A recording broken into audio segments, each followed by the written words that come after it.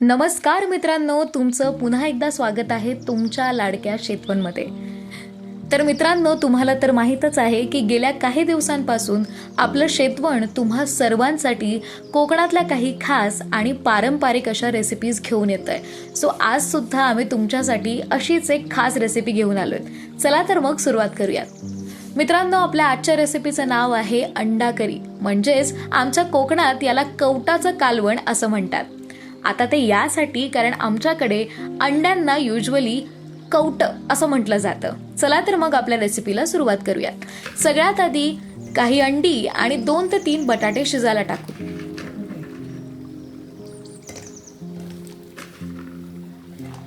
आता तुम्हाला प्रश्न पडलाच असेल की अंडा करीमध्ये या बटाट्याचं काय काम.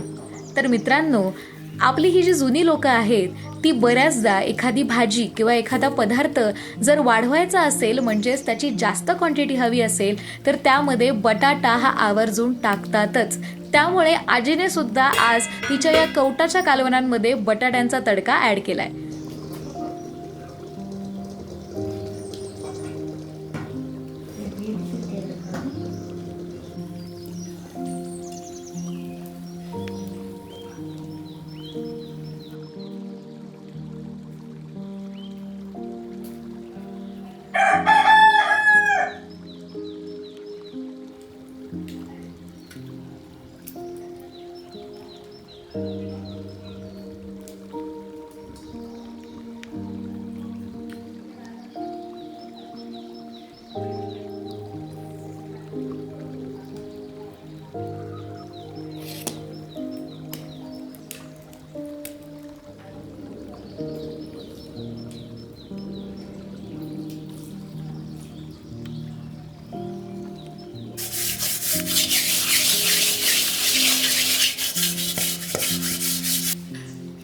चला तर आता फोडणीची तयारी करूयात. फोडणीसाठी तुम्हाला लागणार आहे 1 कांदा, 3 ते 4 लसणाच्या पाकळ्या, कढीपत्ता आणि कोथिंबीर.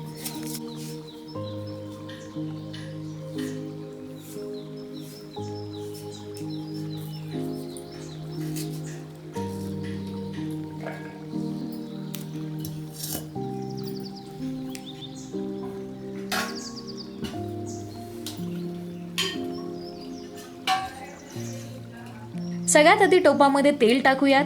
त्यानंतर तडका देण्यासाठी जिरा आणि मोहरी टाकून घेऊ.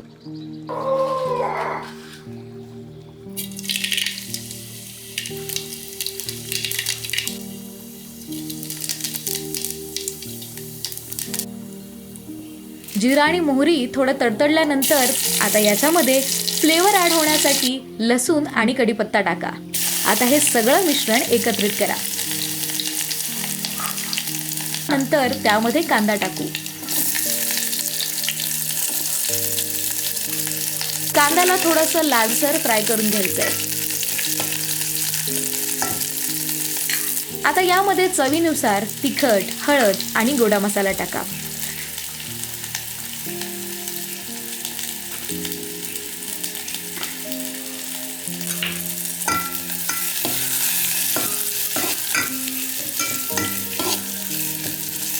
आता मित्रांनो, आपल्या मागच्या व्हिडिओमध्ये मी तुम्हाला गोडा मसाल्याबद्दल सुद्धा सांगितलं होतं. आता आमच्या कोकणामध्ये जेव्हा आम्हाला ग्रेव्ही किंवा एखाद्या पदार्थाला थिकनेस आणायची असते, तेव्हा आम्ही टोमॅटोची प्युरी नाही तर हा गोडा मसाला ॲड करतो, जो की खोबऱ्यापासून बनवला जातो. याची रेसिपी सुद्धा आम्ही तुमच्यासोबत नक्की शेअर करू. आता हे सगळं मिश्रण पुन्हा एकत्रित करा. आता यामध्ये थोडंसं पाणी ॲड करा.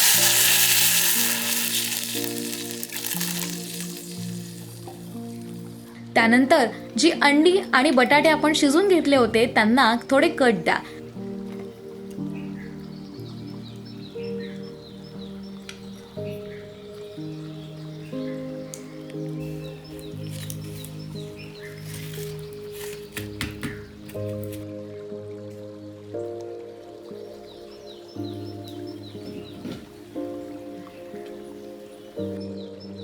आता ही अंडी आणि बटाटे आपण तयार केलेल्या मिश्रणामध्ये सोडूयात.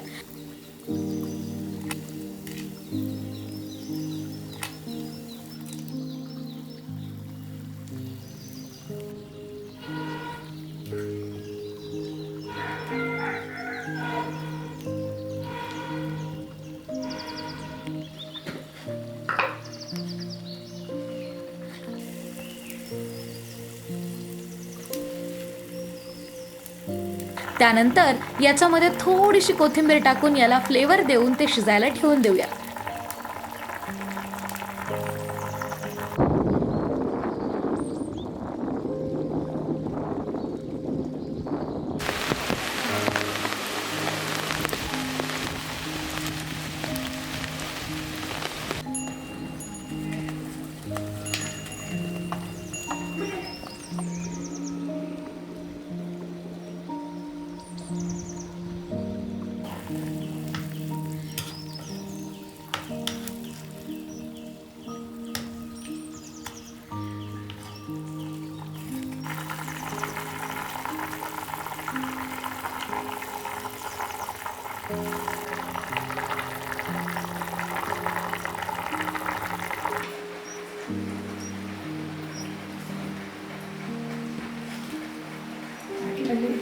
तर मग मित्रांनो, आपली खास झणझणीत अशी अंडा करी म्हणजेच कवटाचं कालवण एकदम तयार आहे. तुम्ही सुद्धा तुमच्या घरामध्ये ही रेसिपी नक्की ट्राय करा. तुम्हाला रेसिपी कशी वाटली आणि त्याची चव कशी होती हे आजीला कमेंट करून नक्की सांगा. भेटूयात नव्या व्हिडिओसोबत.